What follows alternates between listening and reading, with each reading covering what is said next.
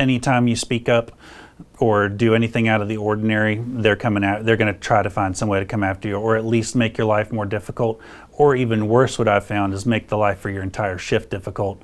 Piskowskis says he was fired last week following a scheduling issue shortly after he says he began to raise concerns over pay in the department. Kind of ran that up the flagpole, if you will, and I don't think that was well received. Piskowskis has now filed a petition in Bryan County Court asking for an appeal in his firing. He says he was previously denied an appeal when the county considered him to be in the new employee probationary period for a new position. According to the document filed Thursday, he, quote, requested an appeal of his termination, which was denied by Bryan County on the grounds that he was still considered a probationary employee. Plaintiff completed his 6-month probationary period after transitioning to full-time status in March 2024.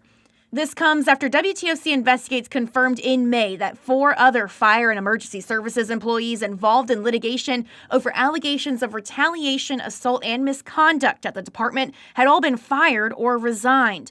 Piskowskis' firing happened on July 12th, according to court filings. This is just after the resignation of Randall McPherson, Bryan County's emergency management specialist, also under the fire department.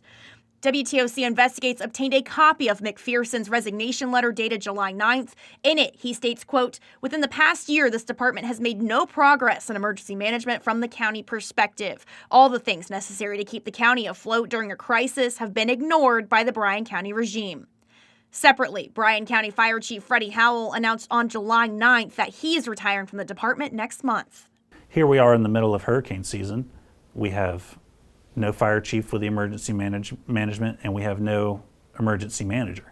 So it's like the county is in in limbo. Chief Howell released a statement Thursday addressing McPherson's resignation, saying, quote, inaccurate comments made in his resignation letter have caused unnecessary concern and anxiety within the community. Rest assured, the department is in good hands with proper plans, certifications, and proper staff to handle any storm or disaster.